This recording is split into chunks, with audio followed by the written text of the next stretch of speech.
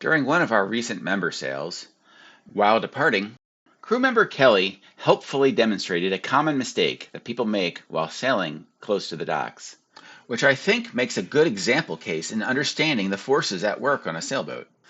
First, let's watch what happened.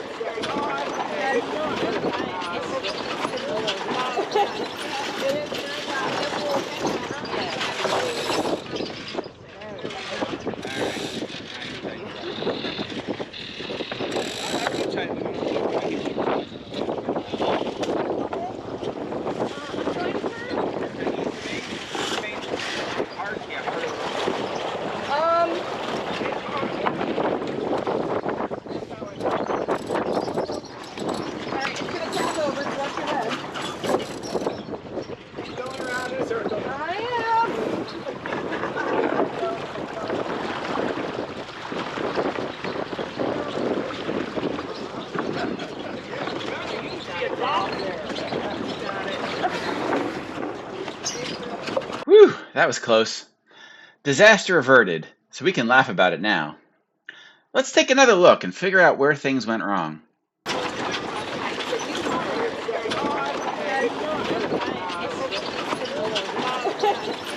So far, so good. We're backing out of the slip as planned.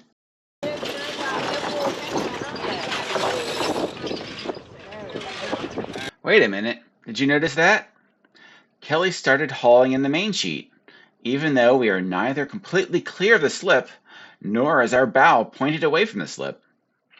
This is going to make us stop going backwards and start going forward.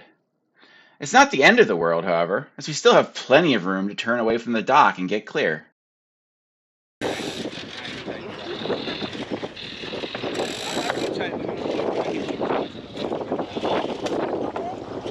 Uh-oh, this doesn't look good. The main sheet is now fully hauled in, and despite the fact that Kelly has a tiller hard over to turn to port, we are still moving in a straight line toward the dock. And we are accelerating.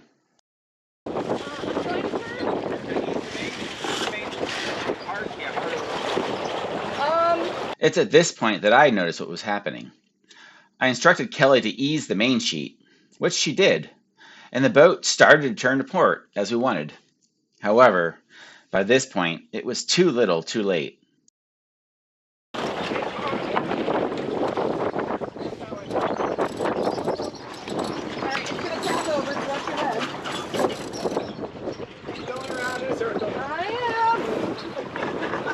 Having given up hope of being able to turn far enough to port to avoid smashing into the dock, we instead turned to starboard, which we were able to do very easily.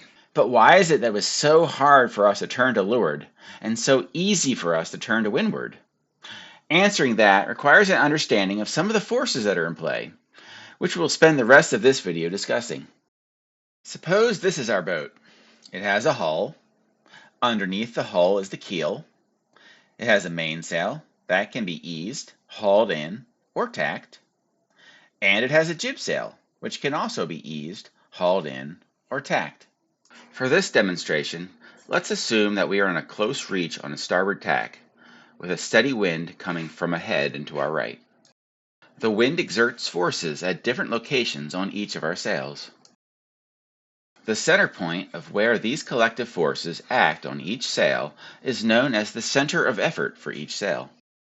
With both sails up, the weighted average position of these 2 points along with the wind forces on the hull is the net center of effort for the entire boat.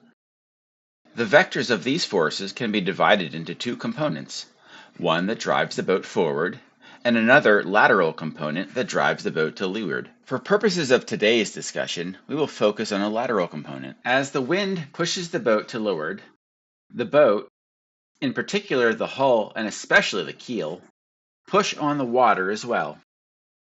In accordance with Newton's third law, the water pushes back.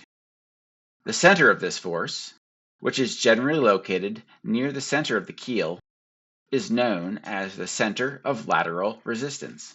If our sails are trimmed just right, then the center of effort and the center of lateral resistance will be in roughly the same location on the boat, so the boat travels in a straight line. With a slight leeward drift due to the forces exerted by the wind being a bit greater than the resistance applied by the water.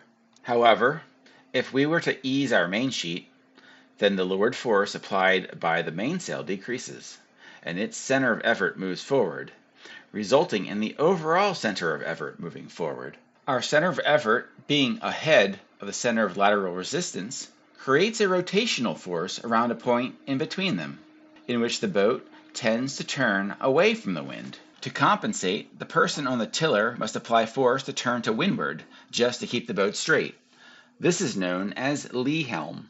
Conversely, if the jib is eased, or dropped altogether, then the lateral force it applies decreases, causing the overall center of effort to shift back toward the mainsail.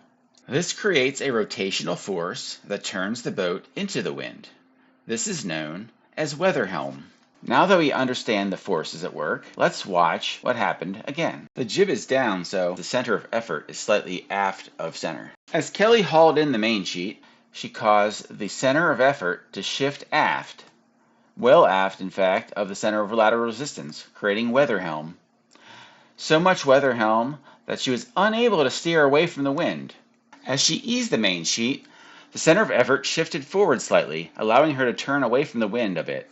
However, it was not enough to avoid hitting the dock.